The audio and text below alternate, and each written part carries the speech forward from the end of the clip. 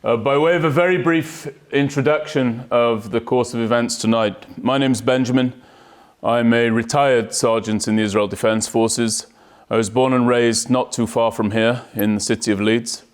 I was educated to the degree that I am educated at the University of Manchester, and then I went on to do my Masters in International Relations.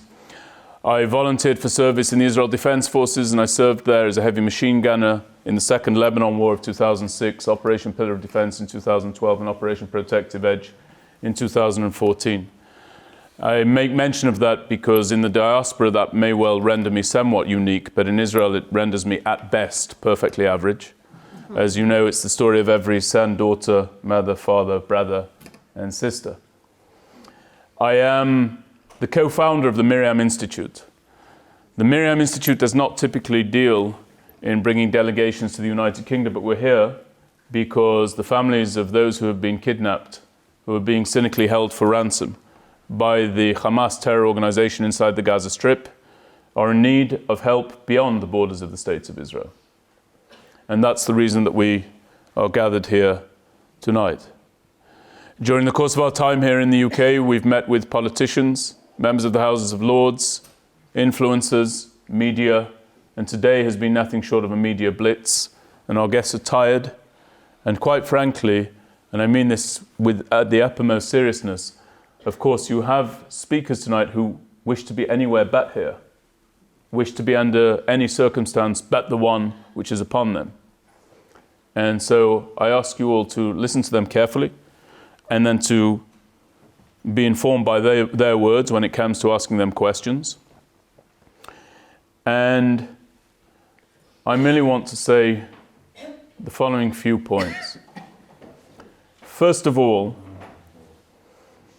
many people have been asking what they can concretely do. Two things that you can do is make a purchase of one of the bracelets that identifies you as a supporter of the hostages who are being held. Those bracelets cost £5. You can speak to Rosita, she has them here, and they go to the work of the hostages organization. The second is to make a purchase of a necklace with a dog tag on it. I see one of the gentlemen here has one. Those cost £10, and they go to the work of the hostage families. Rosita has those with her. You can speak to her afterwards. Beyond that,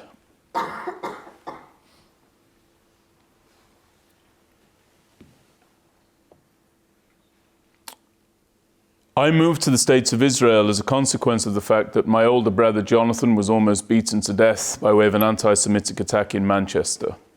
He was beaten so severely that he had to undergo 3 liver transplants shortly thereafter.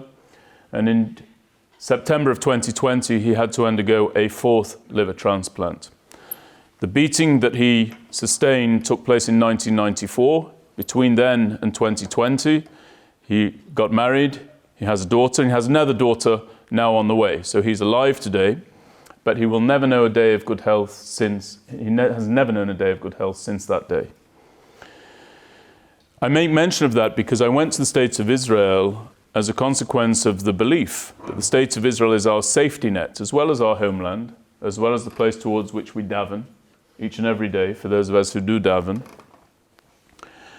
And I think that the events on October the 7th caused many of us to wonder just how secure and safe the Jewish state may be. I think it caused many of us to wonder whether that presumption that there was that security blanket over there in the Middle East actually was a sound presumption. So let me give you a little bit of context. Firstly, what you're witnessing right now is the Israel Defense Forces on the move in the pursuit of a truly heavenly cause. There is a passage that we recount to ourselves as a people regularly and often. It's a challenge to us. It calls upon us to do the following: B'makom she'en anashim, hishtadel lihyot ish.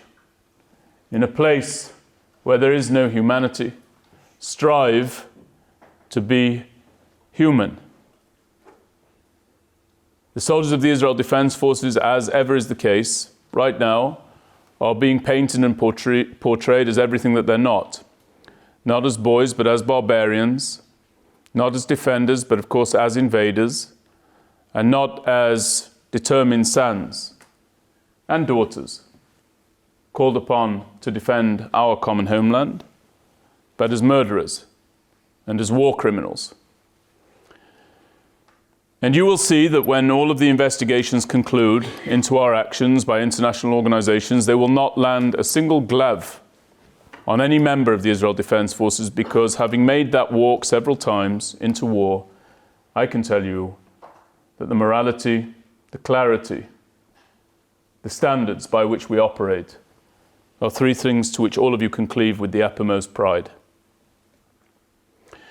What we're actually watching our soldiers doing is marching as angels, malachim, into places where humans typically dare not tread. They are marching into a place that to this point has been ruled over by nothing short of demons, and those demons need to be destroyed, they need to be eliminated, they need to be tackled, and the members of the Israel Defense Forces are capable of doing that. They're in the process of bringing humanity to a place that has been ruled by people who know no humanity whatsoever. And the most profane example of that is the fact that they hold hostages. The fact that they abducted men, women, children, even unborn children. The fact that they now play this sinister game of drip feeding us, those who are entitled to their liberty and their lives, is all testament to the monstrosity that is Hamas. With us today are three individuals. Unfortunately, we weren't able to bring everybody that we hoped would be here, because being in the United Kingdom, speaking as they have been doing, is tremendously, tremendously straining upon everybody from whom you will hear tonight and those who are unable to attend. But those who are here are going to be representing two individuals. The first, at the far end, is Aviram. Aviram Meir is the uncle of Almog Meir. Almog Meir Jan was kidnapped on October the 7th. He was abducted by Hamas.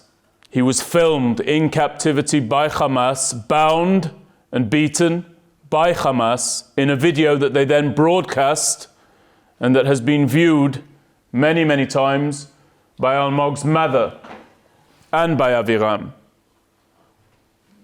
Which, of course, is rather a distinction from the actions of the Nazis, who oftentimes tried to hide their crimes, as history has taught us. Here you have a terror organization that not only commits these crimes, but boasts about it, films it, and broadcasts it. Featured in that same video is Ilay David. He is the brother of Ilay David. Bound, beaten, filmed, broadcast in captivity. Ilay is joined by his cousin Matan Eshet, who will supplement any comments that Ilay wishes to make. But the reason that they're here is that we are now increasingly fearful that men, in the case of Eviatar, 22 years of age, or in the case of Almog, 21 years of age, will not be released during any deal done between Hamas and the State of Israel.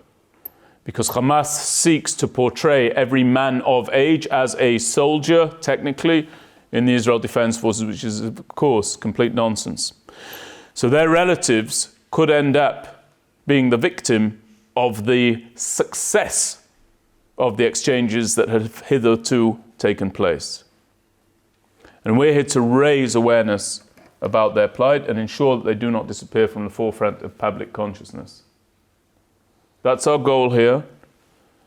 We look forward to spending the evening within your warm embrace.